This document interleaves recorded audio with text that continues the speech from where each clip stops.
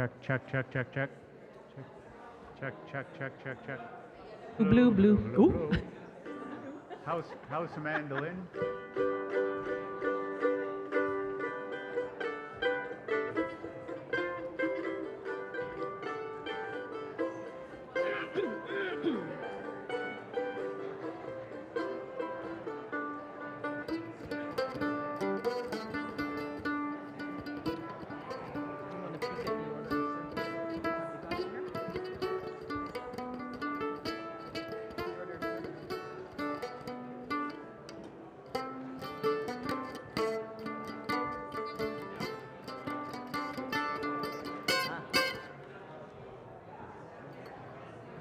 Oh, so we should just stand here. Not sit and then stand up later.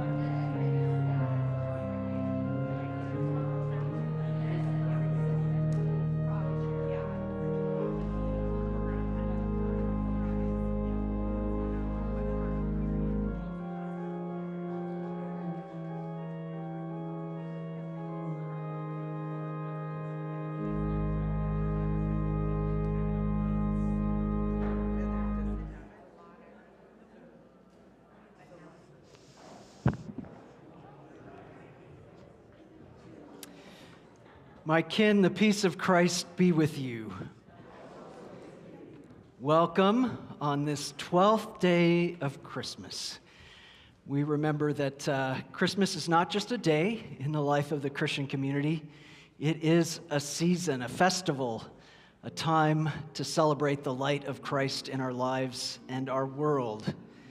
Does anyone remember what you'll receive from your true love on the 12th day of Christmas?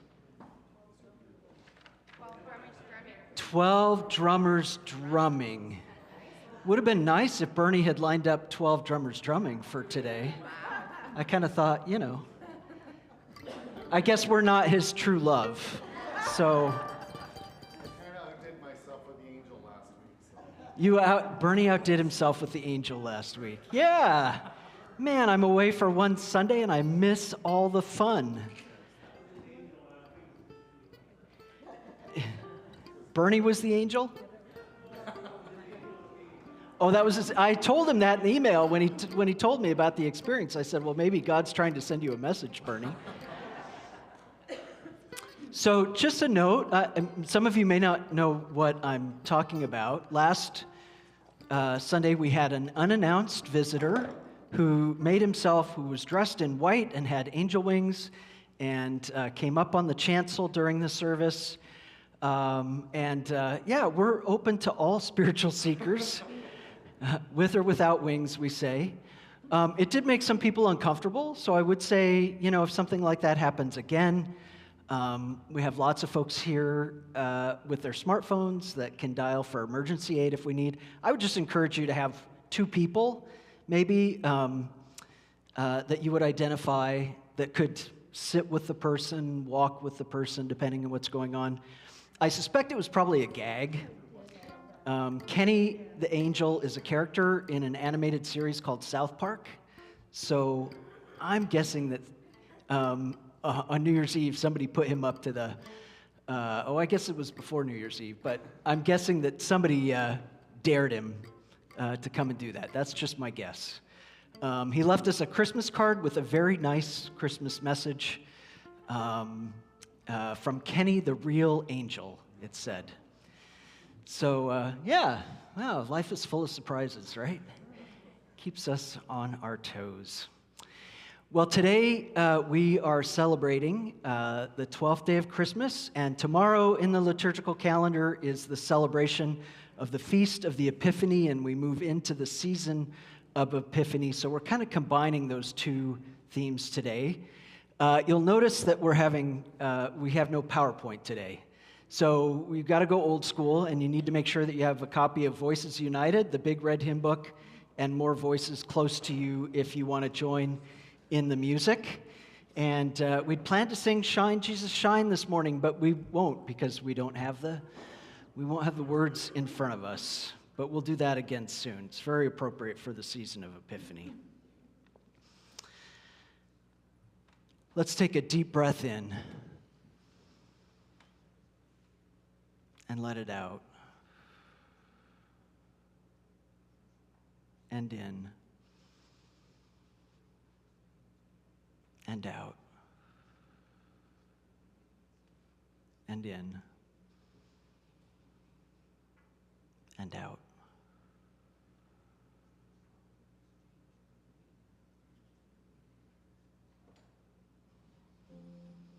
Our Advent candles are lit with the Christ candle. If you're watching on the live stream, we invite you to light a candle at home as you join us in this spiritual gathering.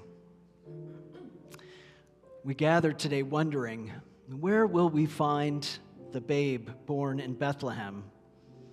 And we discover that we find the newborn babe in the laughter of children and in the wisdom of grandparents. We gather asking, where will we find the child of Christmas? And we discover that we find the child where children are gifted with hope, where the oppressed are set free and can live in peace. We gather wanting to know where we will find the Christ who has come for us. And we discover that we find our hope in places where fear is overcome by grace, where hatred is overwhelmed by joy, where all people are overwhelmed by love. May it be so for us in this season. Amen. Let us join in our centering songs. Our first is I Am a Dream, number 106 in more voices. Let's rise in body and spirit as noise leads us in song.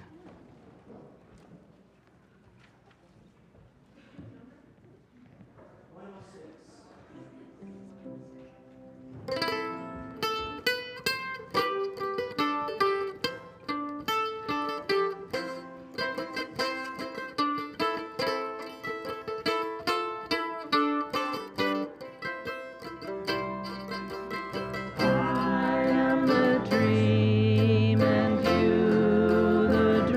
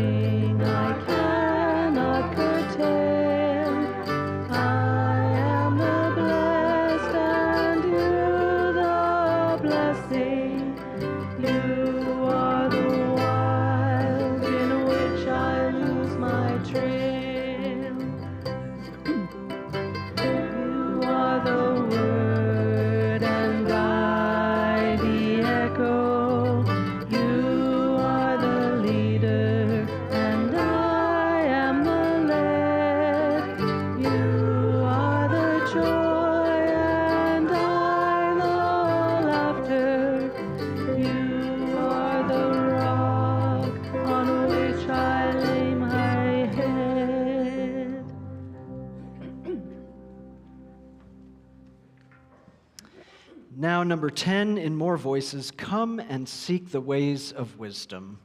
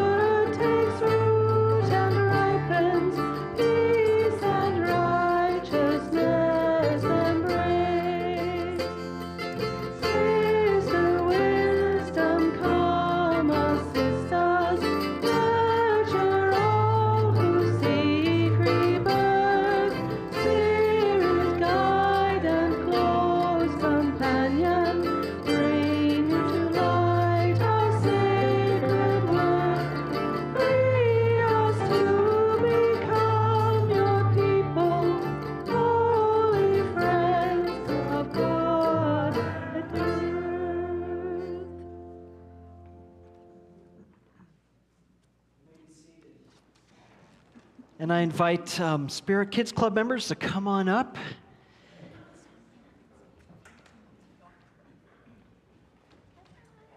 And yeah, we'll sit right here in front of the Christmas tree. Good morning. Good morning. We'll let Jaden tie his shoe. Yeah, that's all right. How are you? Happy New Year. We are moving into the season of Epiphany. Does anyone know what Epiphany means? If you have an epiphany, a revelation, yeah, that's a good way to describe it, or kind of an aha moment. Maybe that time. It can be that. Oh my goodness, I never thought about that. Yeah.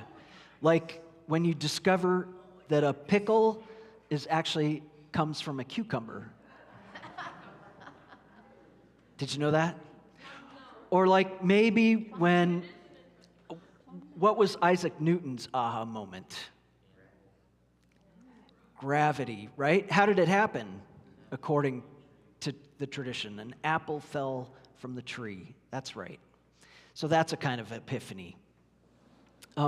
In the Christian community, we affirm and we say that Jesus is one who leads us to those kinds of moments as we think about how we live in relationship to each other and in relationship to God, to the divine.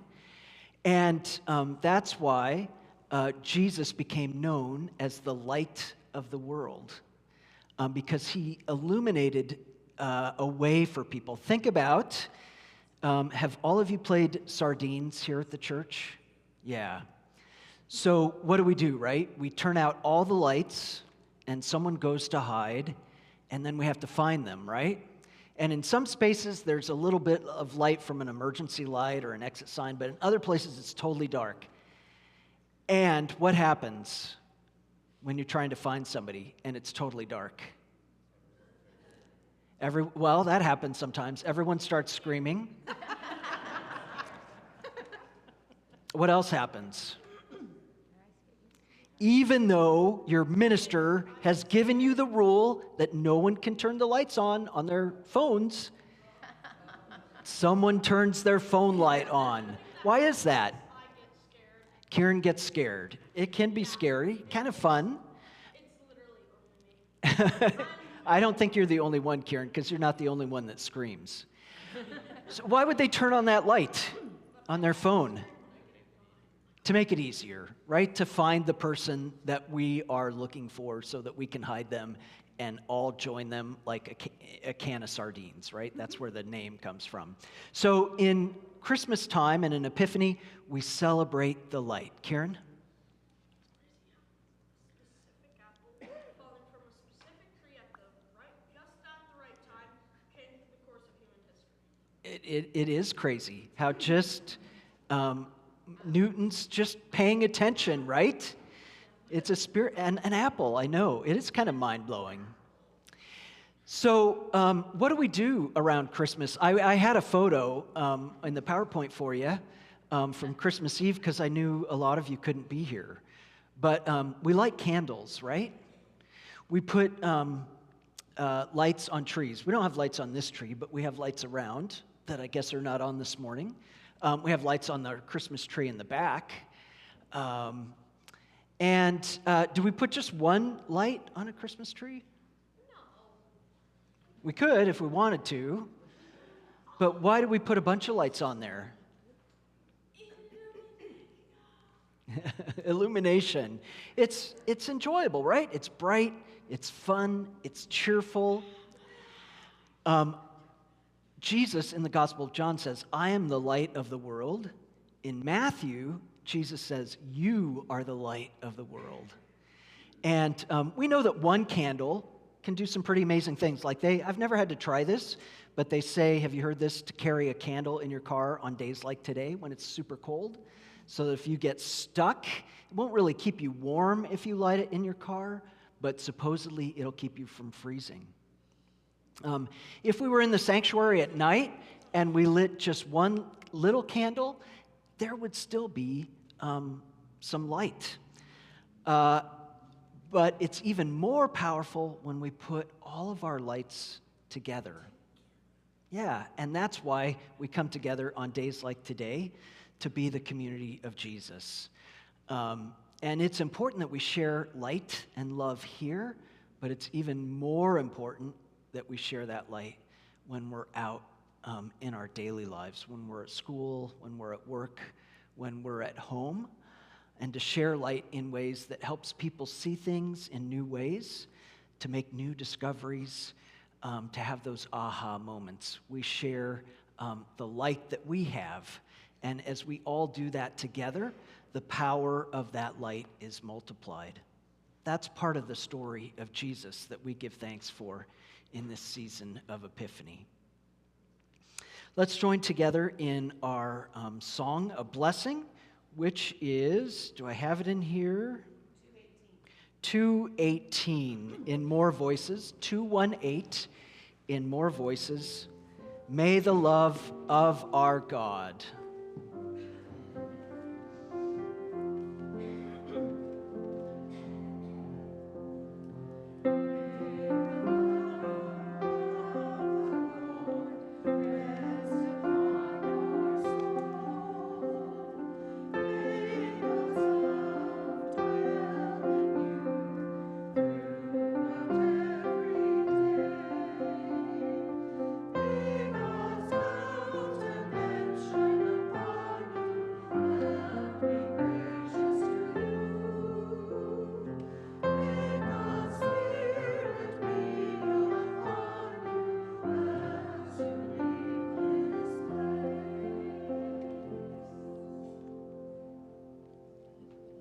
All right, you may go to Spirit Kids Club together, or you can stay in here with us for the rest of our service.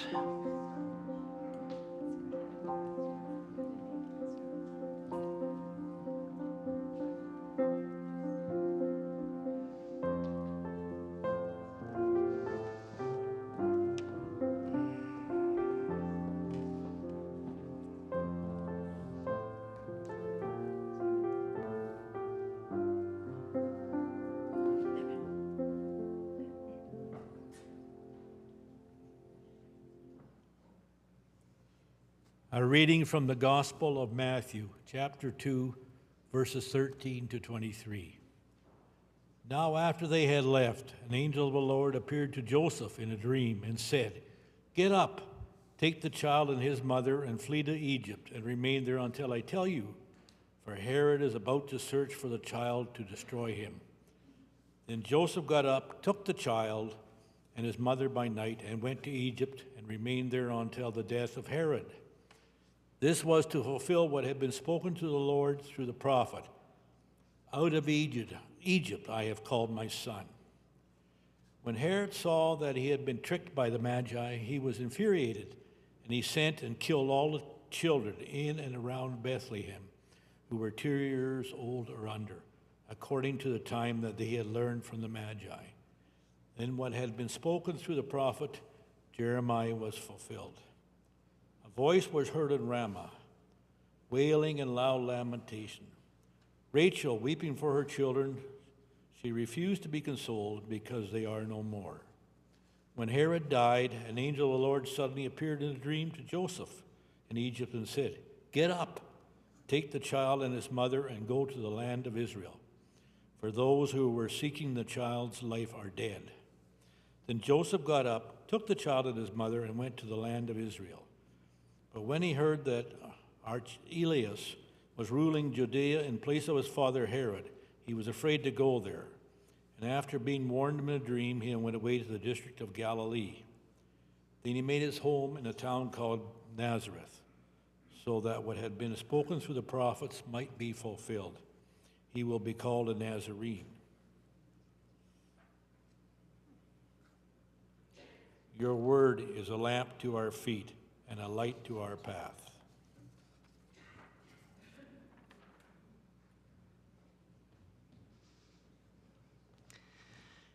Let's remain seated as we join in our response to our gospel lesson, number 111 in more voices.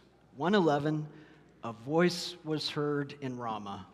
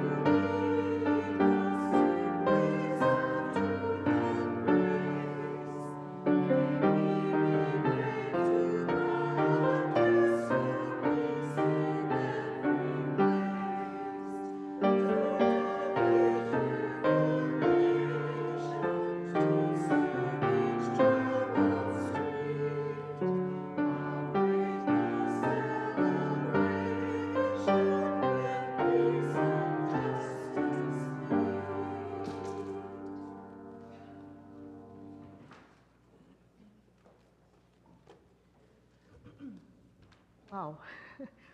That song really speaks to me right now, particularly in relation to the climate. Do I need me? Okay. In relation to the climate, as I know that many of our young adults are deciding not to have children because of the fear of climate and my own fear of what those children may face if we don't get things together. Together, we can do something, though. This past summer, I was privileged to join a whole bunch of folks in an event called Earth Song. Mostly, this was about the joy of singing, and we sang a lot. Every day, we chose one other activity, and I chose to join a dozen incredibly creative people to explore how stories help us connect to the earth, especially our own personal stories.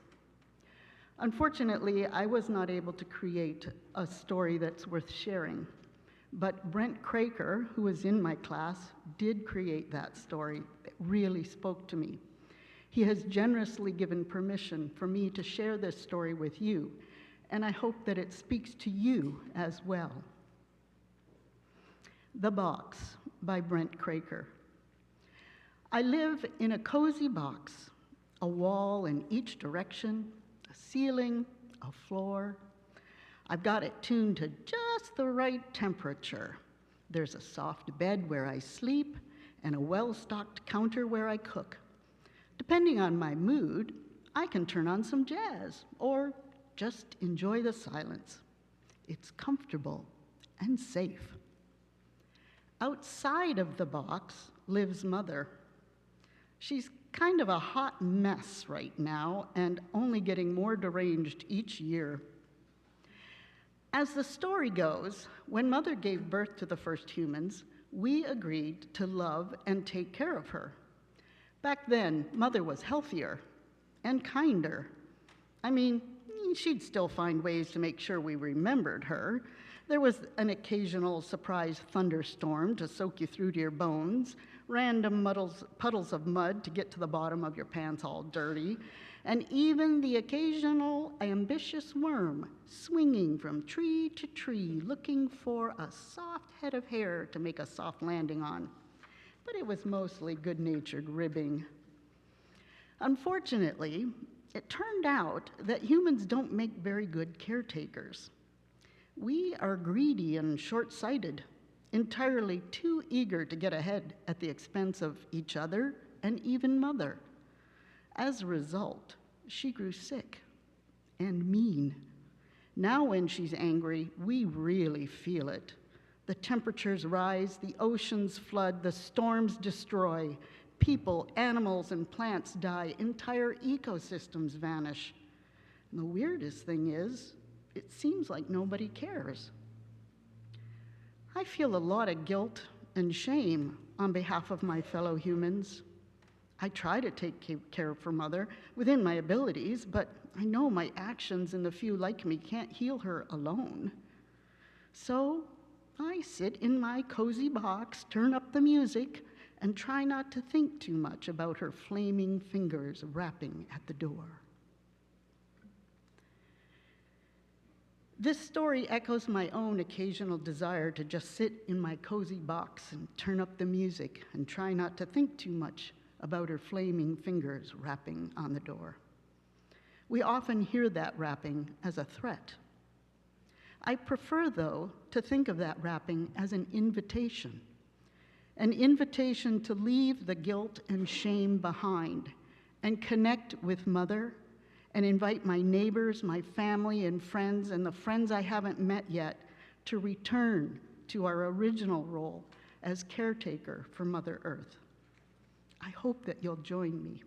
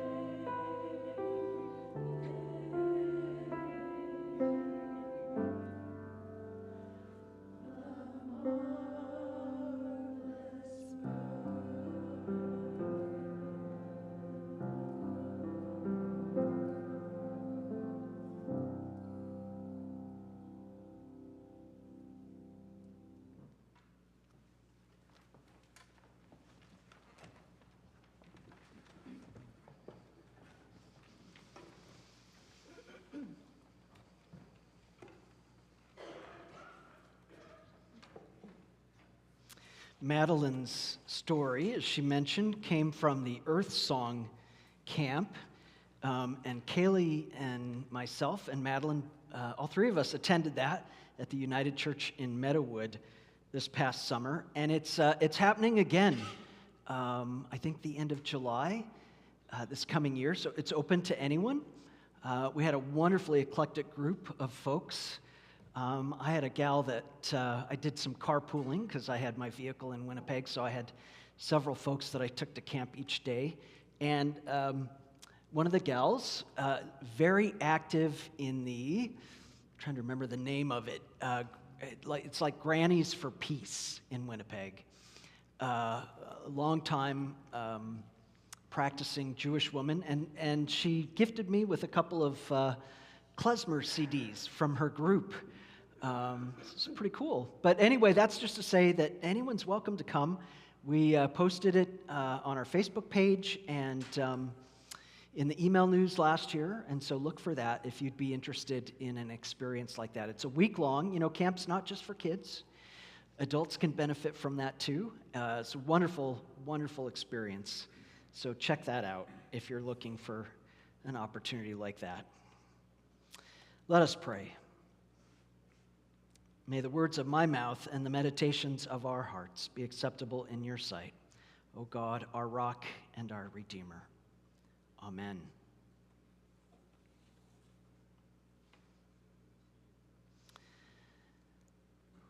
The Magi in Matthew's story have made a long journey and finally arrived a bit late to the party. The shepherds and angels from Luke's gospel that we heard about on Christmas Eve have all gone away. And the Holy Family now, according to Matthew at least, resides in Bethlehem. We don't know much about these foreign travelers. We often think there were how many? 3. Why would that be? 3 gifts, right? But Matthew doesn't say. There's a rumor going about that there was a 4th wise one, but he brought fruitcake to the Holy Child and was never invited back.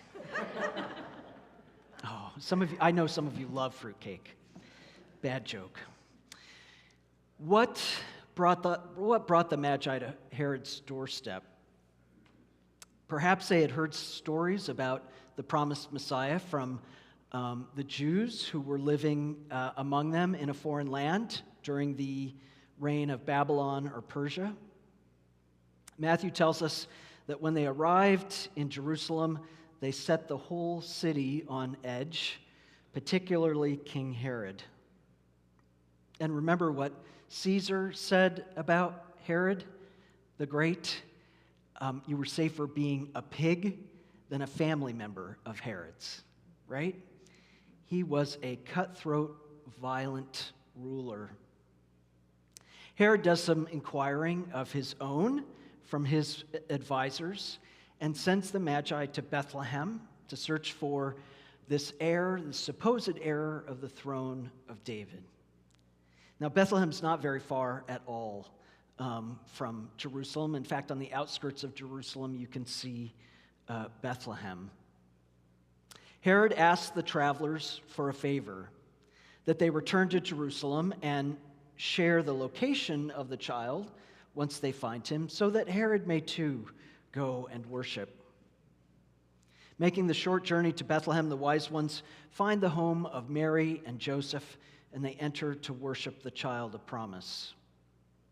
Of course, their journey doesn't end there, and they will participate in an act of civil disobedience, risking their lives to protect this newborn child. As they leave their gifts behind, they take with them the gifts of wonder and joy and the mystery of the moment, gifts that will sustain them on their perilous journey home. According to Matthew, when Herod learns that he's been tricked, he orders the killing of all children under the age of 2 in and around Bethlehem.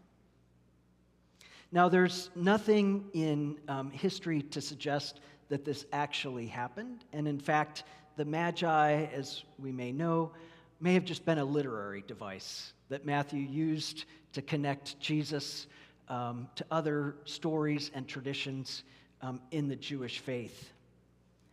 We do know that such things did happen on a regular basis under Roman occupation of Judea. Folks were frequently rounded up, and there were mass executions. So, while the story may not have happened, kind of like that whole virgin birth thing, we do know that the story happens over and over again, right? It's a horrific part of our human history, played over and over. A political tyrant quaking in his boots is on the edge of engaging in a reign of terror to either preserve his grip on power or to add to his own wealth. An innocent family and families are caught in the power plays and have to flee for their lives. It happens in Bethlehem, in Basra, in Gaza City, and in Mariupol.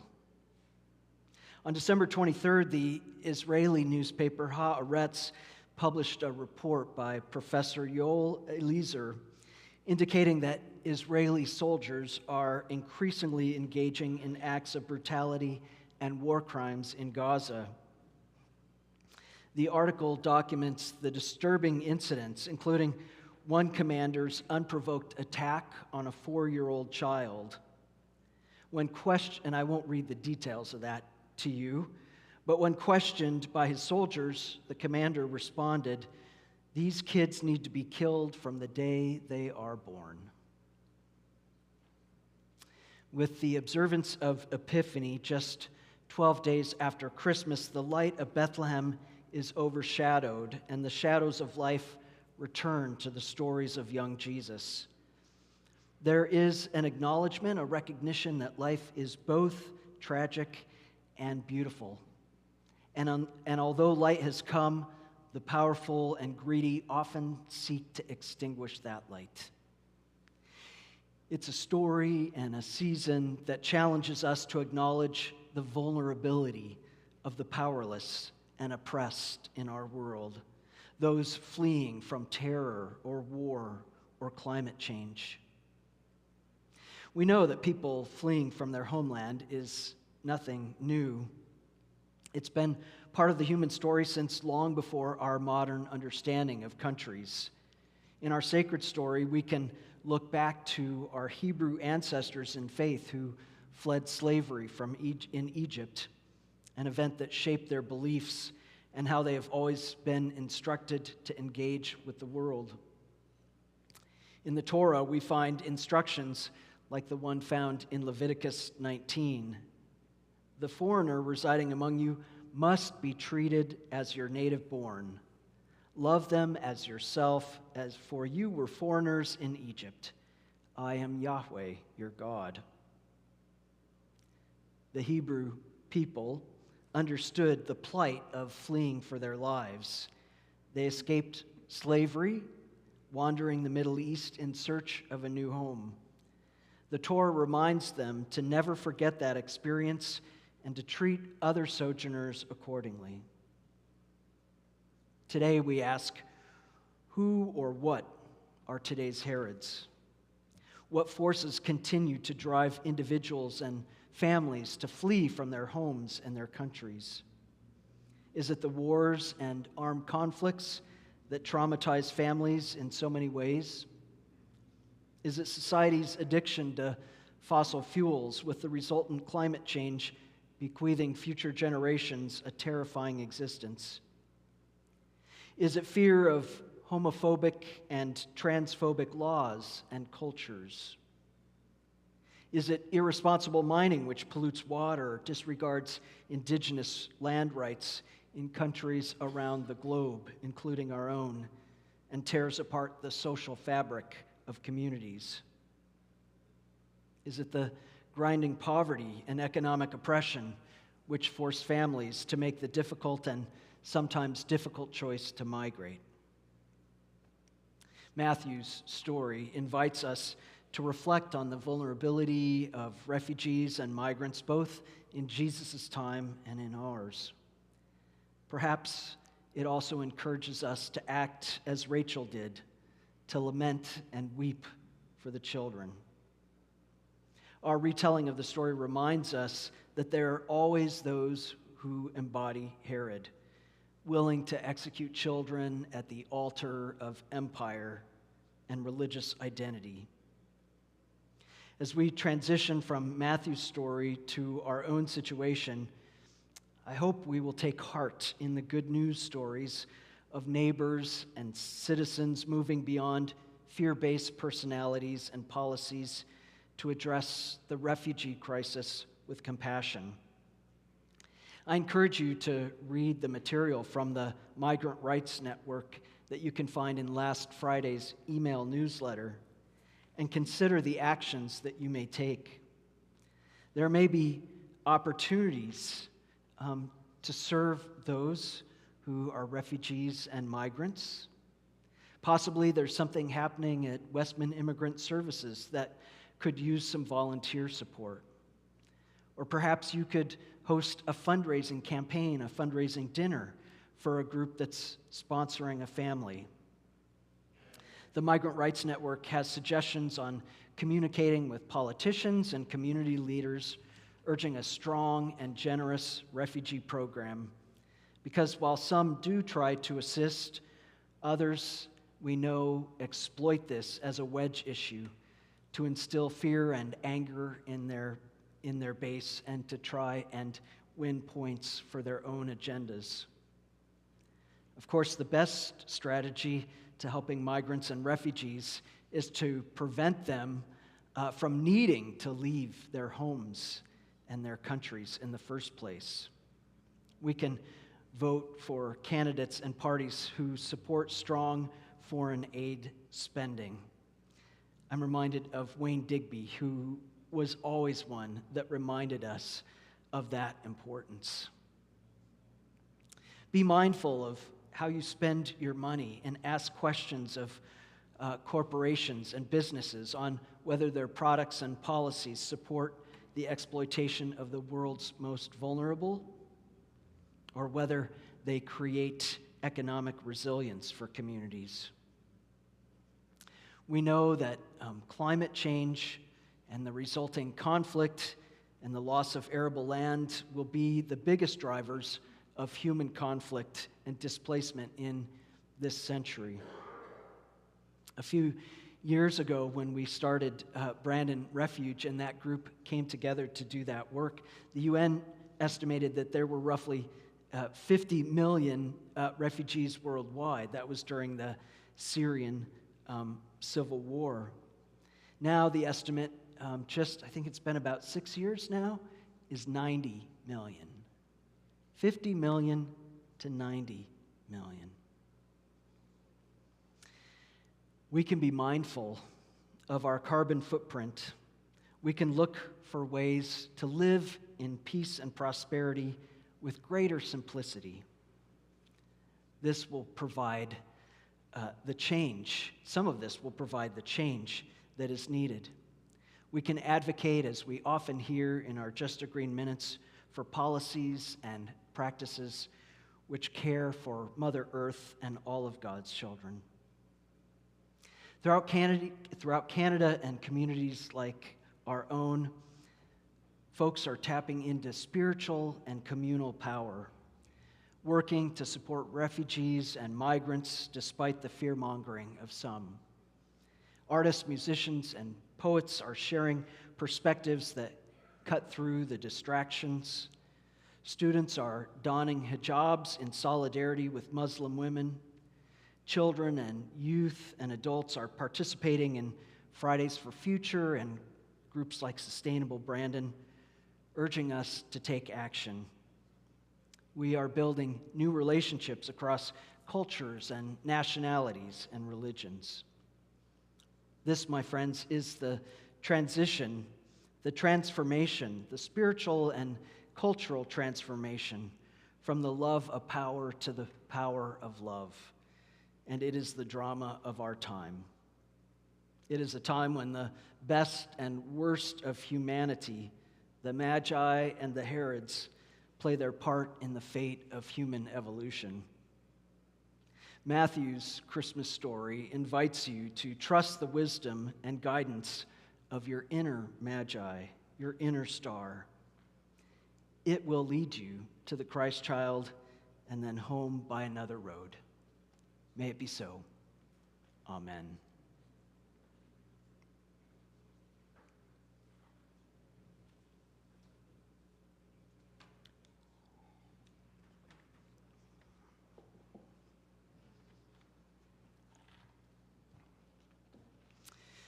We move into the prayers of the people, and we are going to sing 2 verses of Bathe Me in Your Light, number 82 in More Voices.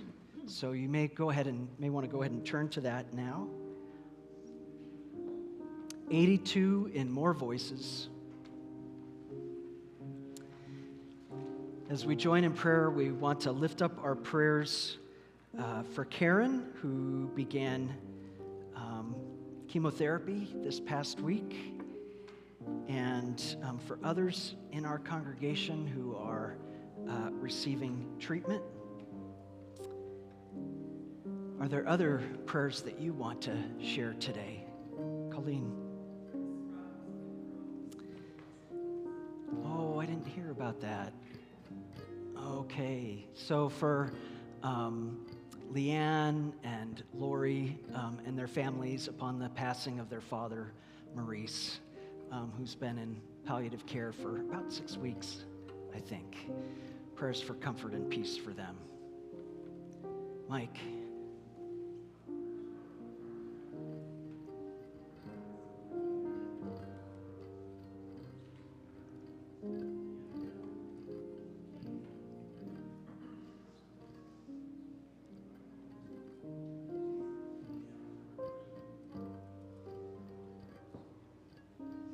What was the name again? Reimer, for the Reimer family, grieving the death of Dave.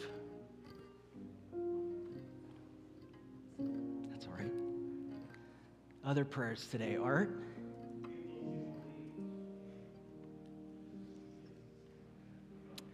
Yeah, New Orleans and Las Vegas with those terrible violence.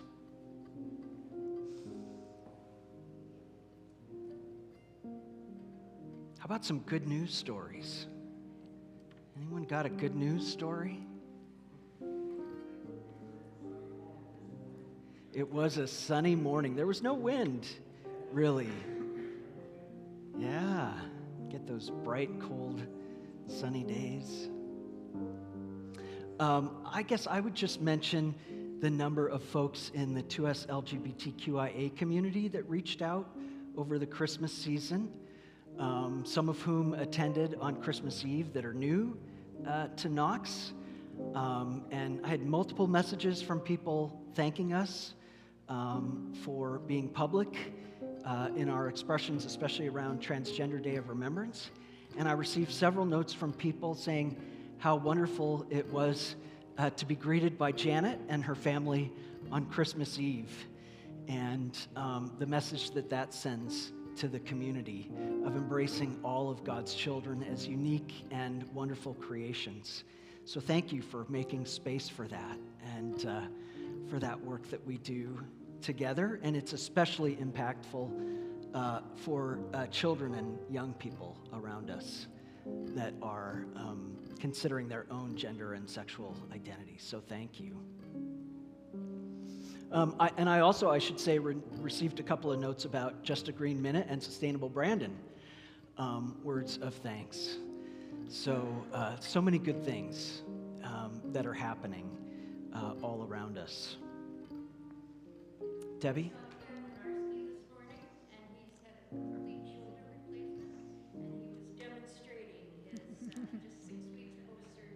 Ability to move. All right. So Thanksgiving for healing for Ken Winarski, who's had shoulder surgery.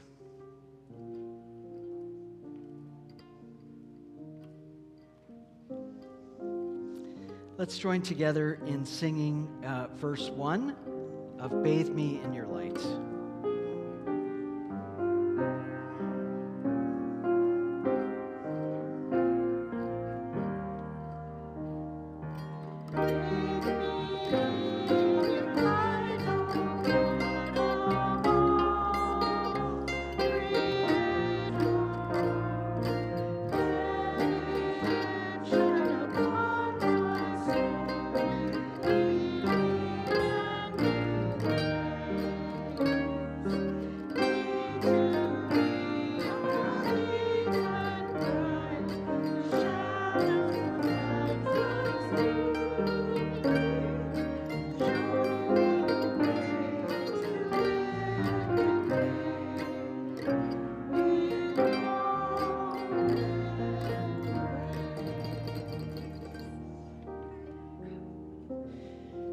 Light and beauty of day, we give thanks in awe and wonder.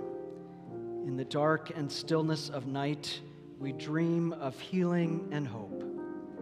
And so we take this flame and light our special care candle.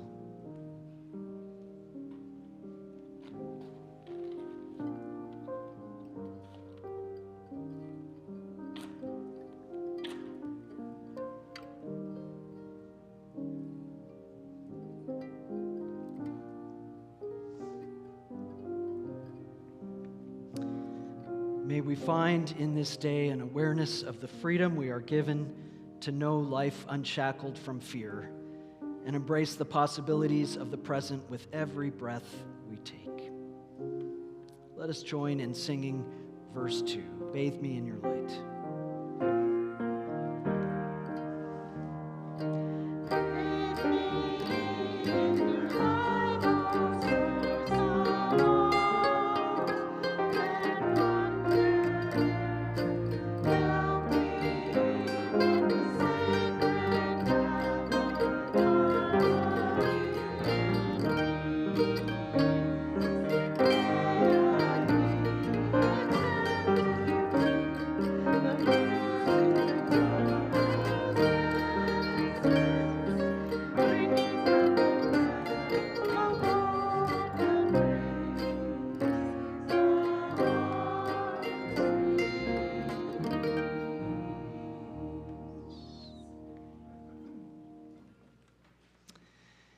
Now let us join together in our song for the journey, number 71, in more voices, number 7-1, When the Wind of Winter Blows.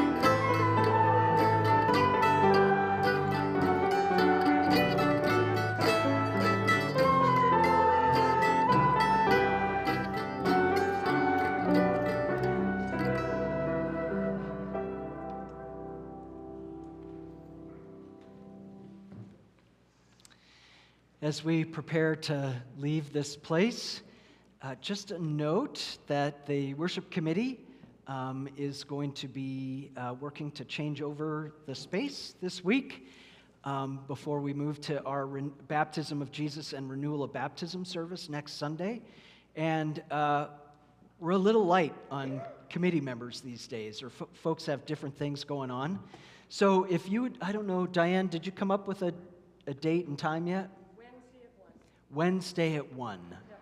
So if you would be available on Wednesday at 1 to help Diane and a couple of others from the worship committee, we've got things to store away and boxes to get out of the worship closet and move up and get ready for this next season. So Wednesday at 1. Again, just a reminder, as I said in my reflection, to check out the news from the Migrant Rights Network that's in your email news.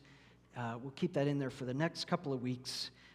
Really good information, which illuminates the current situation in Canada. We hear a lot of things. We hear breakdown of health care as a result of increased immigration. We hear about lack of housing as a result of taking on refugees, and they really do a nice job in breaking down some of those myths with facts about the current reality. So please check that out, and thanks to Debbie Dandy for passing that on to us. We could wait here for God to warm us with stories of love and hope, but we will go to be with those who may be in the bleak midwinter of their lives. We could wait in the security and safety of this space for Jesus, but we will go to see where he wants us to serve in faith. We could wait here in stillness with the Spirit, but we will go and light a way for all hidden in the shadows of life. May it be so, and may the blessing of God, Mother and Father of us all, go with us. Amen. Let us sing together our closing song, number 217, in more voices, 217, Hey Ne Yana. Spirit.